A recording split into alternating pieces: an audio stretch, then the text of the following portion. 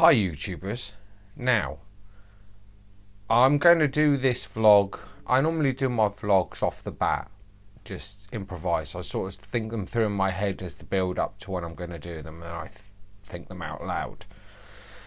But this vlog is a little bit different, as you can tell by the title. It's titled LGBT plus Lessons, No Outsiders.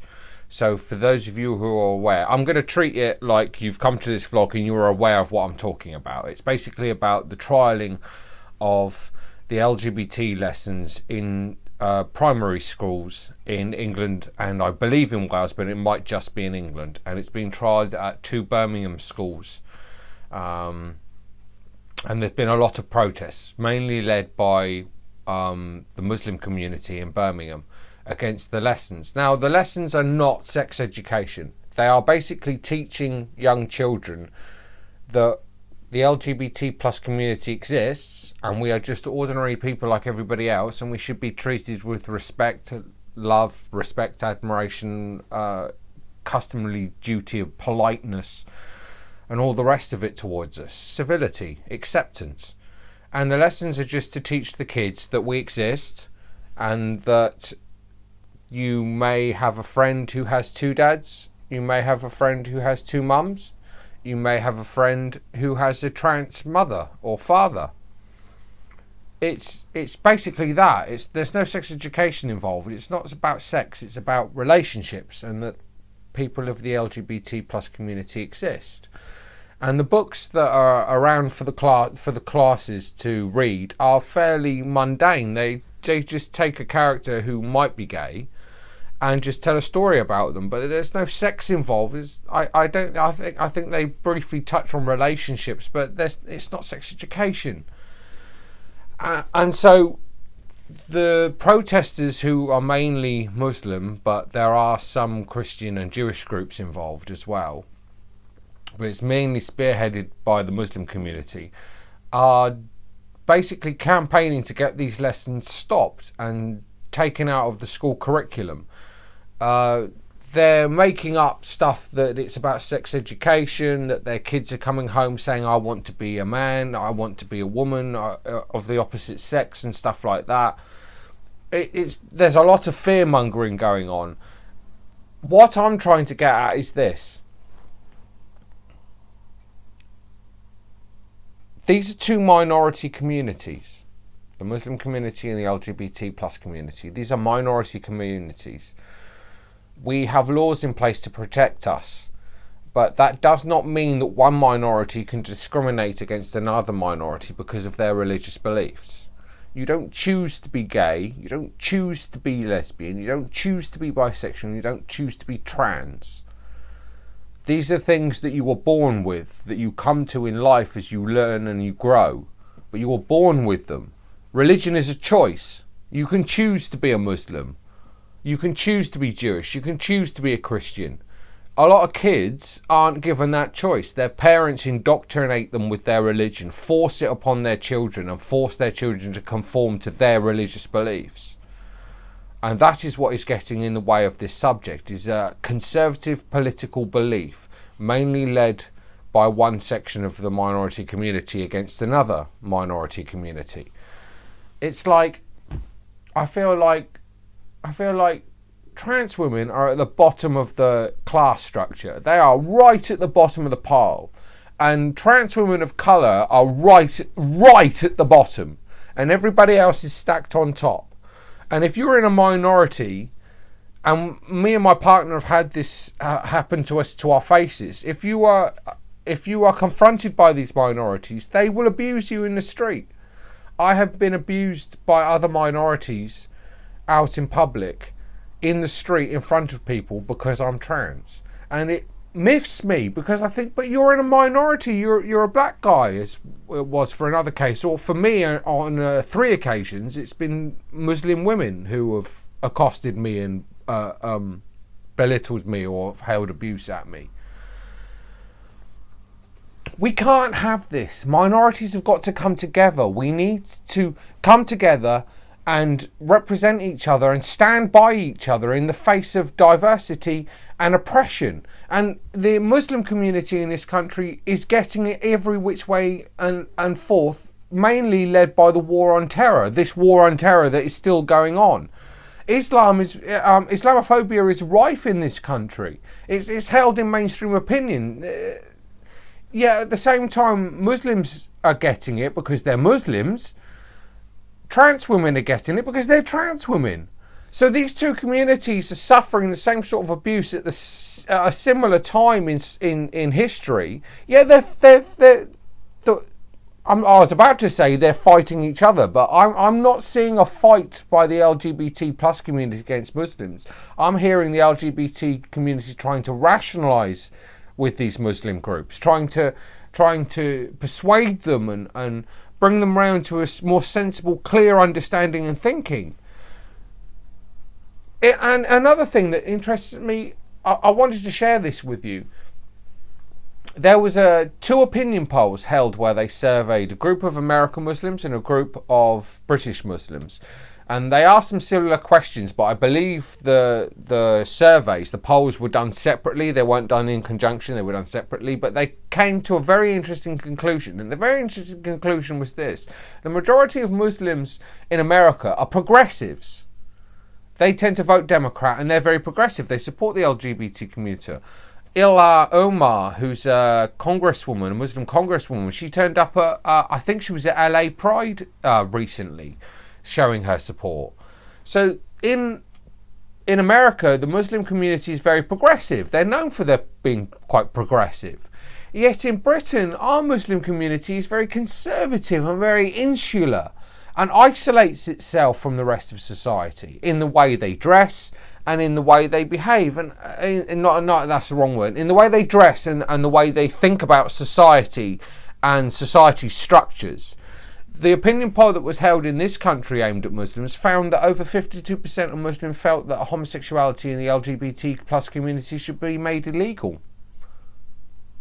That's worrying. That's worrying that a minority that's up against the wall is finding a gap between itself and the wall to stick another minority to have a go at them and to belittle them. And this is what frustrates me about this. These lessons are not sex education. They're just teaching children that we exist and that we are valid and that we are human beings and that we want to live in society and be treated with respect as every other member of society. But for some reason, these Muslim families are not allowing their kids to have that teaching. They don't want any of that teaching. They don't want them to come across us in any way, shape or form. They set up platitudes like, oh, well, we teach them to be respectful and all the rest of it. Yeah, but you still think we're going to burn in the fiery lake of hell? I mean, what kind of attitude is that? There is one trans woman I know who is Muslim, and the stories that have come out in the media about the way she's treated, she's isolated in her mosque. She's ostracised in her mosque. She comes in to pray and they just ignore her. They don't really engage with her. That's awful. You transition and then you convert because she's a convert. You convert to Islam and the whole community of Islam rejects you because you're a trans woman. What? It does, and it doesn't make any sense because other Muslim countries in the world, Pakistan, I believe, have come out and said that trans women can get married. I mean, other countries are having this progression, but this conservative core of Muslim community in this country is opposed to it, and they're opposed to anything to do with it. Now, I don't want this to be a rant against Muslims because it's not. I know plenty of Muslim people who are progressive and liberal-minded, but this hardcore group, this organisation of the community to try and fight these LGBT lessons, it's just ridiculous. It's so frustrating. How can a minority turn on another minority? That makes no sense to me. We should be coming together, working together, understanding one another, not fighting and bashing heads because of some out-of-date medieval rubbish. I mean, I'll say it like it is. I'm no lover of organised religions. I've got no time for organised religions. I was brought up in the Anglican faith. I had church forced down my throat day in and day out. It made me feel like I was some sort of dirty, disgusting person because of the feelings I had and the knowledge I had about myself. It made me feel like I was an outsider. It made me feel like a pervert. The church made me feel like a pervert because of the way I felt about myself. They degenerated it down to me feeling ostracized and trapped, with no one to talk to, no one similar to me to speak to that I could converse with. So as soon as my dad gave me the opportunity to go to church or not to go to church, I stopped going. I just stopped going. It was just a load of rubbish. And my own religious thoughts had changed and had shifted. I'd become more open to different ideas. I mean, as I've said in a previous vlog, I tried to convert to Judaism at one point. I went in my long search for my identity and who I was and where I was going in life. That was part of one of my journeys. I did nearly convert to Judaism. But these are books written by men. I mean, even the prophets are disagreed with by the people that come after the religion and write the scripture and the law that canonizes the religion afterwards. And all right, Jess. Yes, Jess. It's my cat. They to canonize the religion, to bring in laws and structures to control people. That's all religion is. It's a form of control. It's controlling the masses. And I've got no time for Catholicism, no time for Anglicanism, no time for Orthodox Judaism. I've got a little time for Reformed Judaism, though. Yeah, and a little time for Buddhism. But some Buddhist nationalists need to sort their crap out. So you have this doctrine of a religion that comes down onto people, and it tells people how they need to live their life, and they accept it for the rest of time immemorial. It's the book of society changes, people change, thoughts change, opinions change. Change is what we're all about. We're becoming more progressive. It wasn't long ago that LGBT plus people were accepted, and then it was cracked down on. Then it was accepted, then it was cracked down on. We have peaks, troughs as it goes along. And I'm hoping we're not entering another trough where we go into a decline of LGBT plus rights. And with Trump and what's going on in the Birmingham schools and the anti-trans stuff that's in the press with the TERFs and all the rest of it, I hope we're not entering a trough where we're going to go down, where we're going to find we're suppressed once more. I'm coming up to the 15 minutes, so I just wanted to say that. It's just my thoughts on it.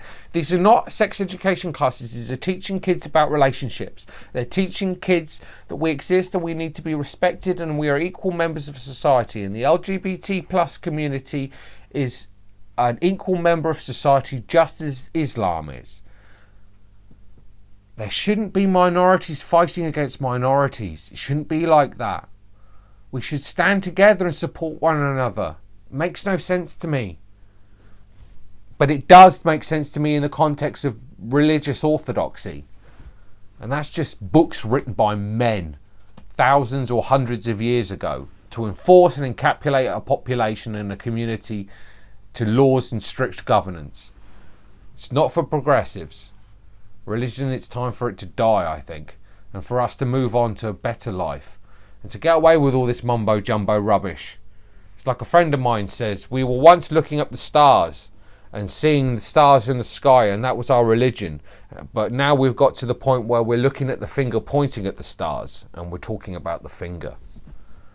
We need to come together, and I'm hoping that with these LGBT classes, it's going to help, and this protest won't go on much longer. I pray that an understanding will come together and we'll have some common ground found. Thank you for listening, and I'll see you later. Bye.